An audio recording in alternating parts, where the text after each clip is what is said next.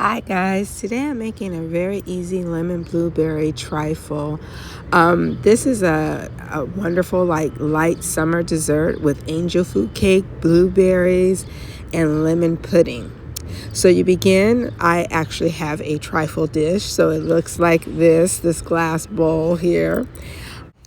We're going to start with a whole bunch of blueberries, 4 cups of blueberries, and we're going to just wash those and set those aside while we prepare our lemon jello pudding mix. Now this is a large box of lemon jello pudding, and you're just going to follow the instructions on the box to prepare the pudding. We've emptied the contents of the box into a bowl, and then we're just going to add the 2 cups of very cold milk. And so it's important that the milk is really cold so it will help the pudding to come together.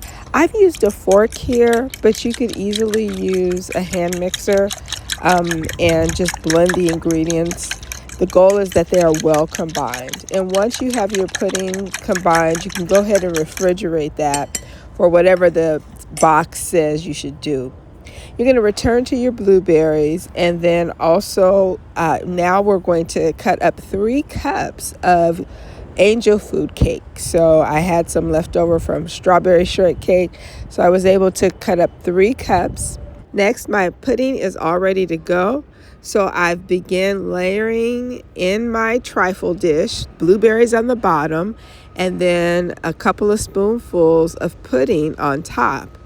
From there, I'm going to then layer the cubed angel food cake and just repeat that until all of the fruit, the pudding, and the cake are, completely gone, right? So everything will be layered. Next, I'm going to top it with whipped cream. So rather than make my own whipped cream, you've seen a few videos where I've done that. I have actually added just a container of Cool Whip to the top. And there it is. A simple summer dessert that is easy to prepare and tasty too. Enjoy.